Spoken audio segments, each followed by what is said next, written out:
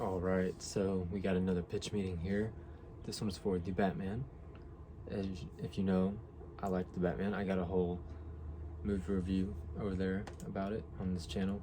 So you want to know all my thoughts, but let's have some fun and watch this. 1, 2, 3. So, you have a new Batman movie for me? Yes, sir, I do. And I'm thinking we make this the darkest Gotham yet. Oh, yeah? Oh, yeah. We're gonna make it seem like this city passed some kind of weird one light bulb for household law. Sounds very dark. You know it, sir, because we gotta make these movies darker and darker and darker and darker. That's just good business. How do you figure? Well, sir, we keep going like this, pretty soon people will pay to see a completely dark screen, and we could play some kind of Batman audiobook or something. And then we'll save us a ton of money. Yeah. So who are you thinking for Batman? Oh, I was thinking we get Robert Pattinson. Oh, I see what you're doing. Twilight, vampire, Batman. Very clever. Actually, no, it's just because he turned into a real good and accomplished actor since the Twilight movies. Good time? I'm enjoying myself, sure.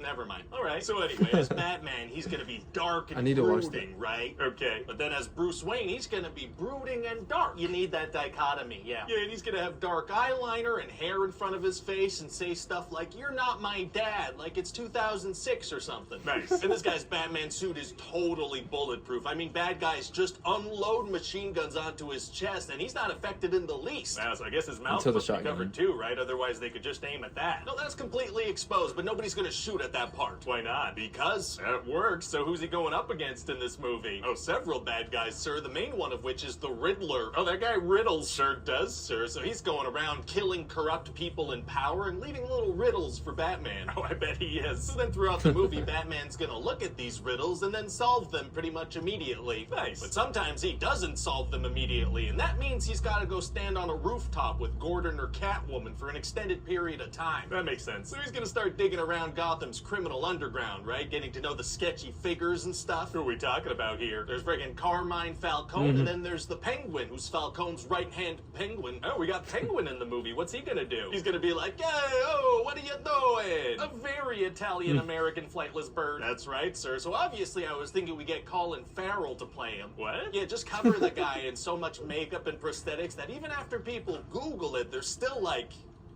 really? All right, I mean, I guess we could do that, sure. And so eventually Riddler's gonna attach a bomb around the neck of this corrupt DA and send him to a funeral of the mayor who he also killed. Uh-oh. Yeah, and this bomb ends up exploding right in Batman's face. He didn't know it was gonna blow up? No, he did. There was a clear timer on it, so. So he didn't take cover? Not even a little, so he goes flying backwards. Well, I guess that's gonna hurt the exposed bottom of his face. Not even a little, but he is knocked unconscious. Ooh, that's gotta be a pretty severe concussion. Nope. So then the police bring him to the police building, you know, where you bring injured people. So they unmask him? They don't, no. So then he manages to escape by gliding off the top of their building and smacking into a little bridge thing. I mean, that's gotta be a pretty severe concussion, too. No.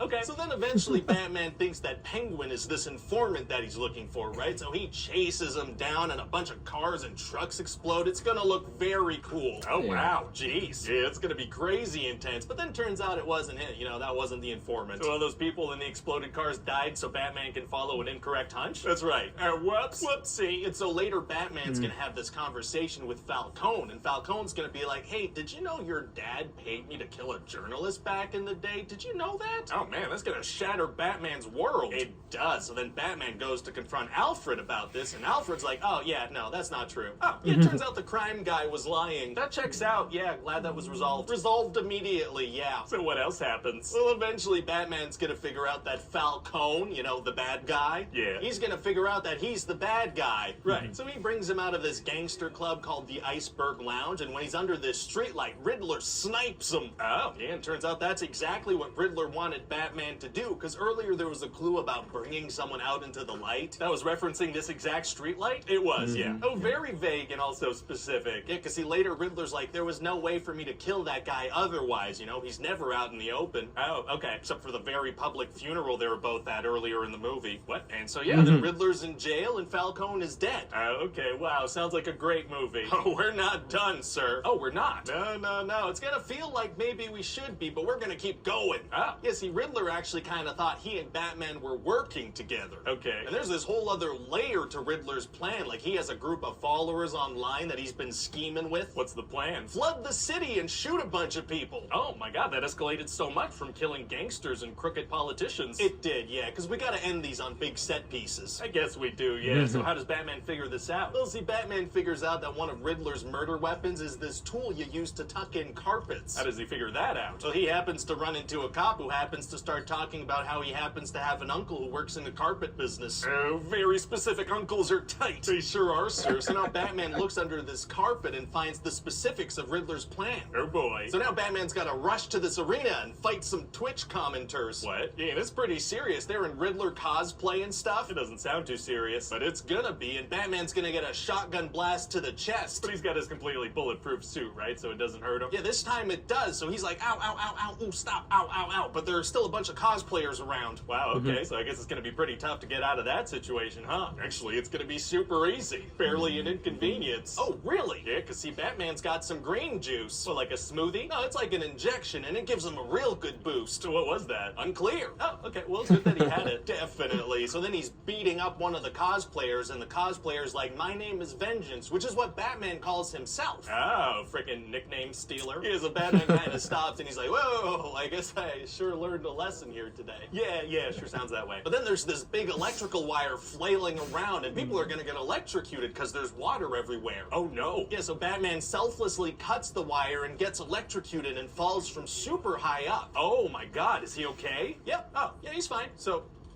okay, so good. Totally okay. So then he takes a flare and he guides a bunch of people out of this flooded area into, I guess, another flooded area because, you know, everything's flooded. A very underwater Gotham. Yeah, and then we'll tease a new Joker because we kind of have to. We kind of have to. And then Batman and Catwoman kind of ride their motorcycles next to each other and kind of split Fast and off like Furious. it's the end of a Fast and Furious movie. Oh, it sounds like a great movie. Wait, is it done now? Yeah, 3 hours later it is, yeah. Great. Well, it'd be nice to have a good cinematic experience, you know? It seems like everything is just streaming shows these days. That's so true, sir. It will be nice. And then you know what we can do if it's a success. What's that? Hi everybody, Ryan here. Thanks for watching that Yeah. pitch meeting, and welcome to the new pitch meeting channel. It still looks like YouTube, it's not that different. And if you hadn't noticed or Whoa. heard, pitch meeting is on a new channel, so make sure to subscribe if you haven't already. Unless you don't want to, in which case don't do that. Don't do anything you don't want. I didn't even realize that. Whoa. Well, you've just got yourself a subscriber. There she blows. Well, that was funny. I enjoyed it. My favorite part, the penguin thing at the end was pretty good, but also the penguin thing about it's like, even after the movie, you'll Google it and you'll still be like, really?